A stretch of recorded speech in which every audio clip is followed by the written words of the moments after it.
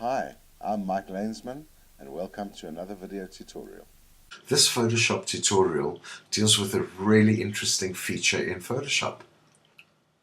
This tool is called Auto Blend. This tool is very helpful when we're needing to achieve an image where we have a deep depth of field. The image you're seeing on the screen at the moment is termed to have a deep depth of field, where everything is in focus from the foreground right through to the background.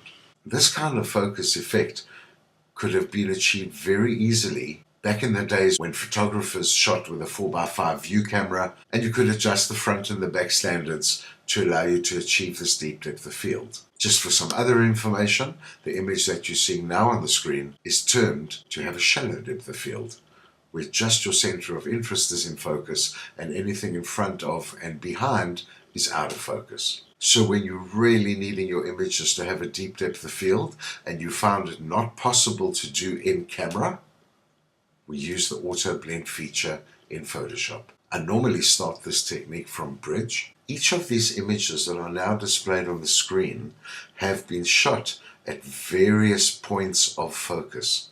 You will notice how the focus shifts from image to image.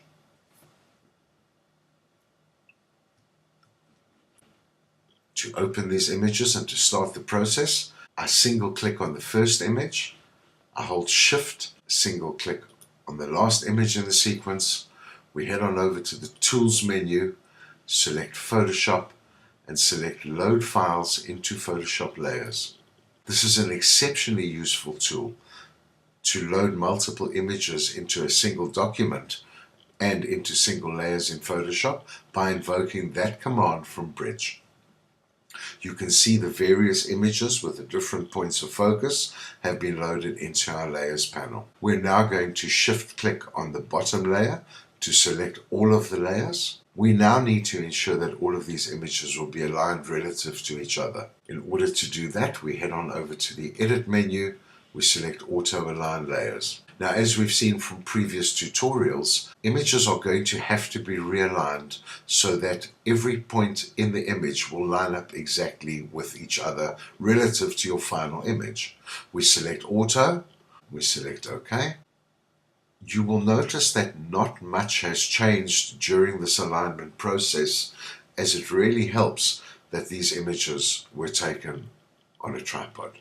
The next tool we invoke is also under the Edit menu, and we select Auto Blend Layers. Auto Blend also allows us to create panoramas, but in this instance you want to make sure that Stack Images is selected, and we click OK.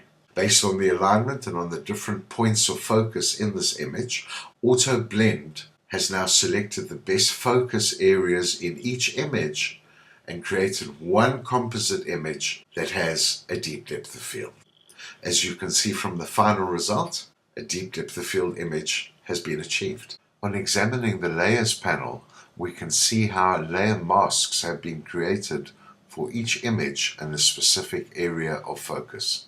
So in summary, a very useful tool to use when no camera techniques will allow you to achieve a deep depth of field. Techniques such as choosing your smallest possible aperture, because we know that small apertures will yield a deep depth of field. I hope this tutorial will really help you, and I hope you will bear this technique in mind should you be faced with a situation where deep depth of field is required.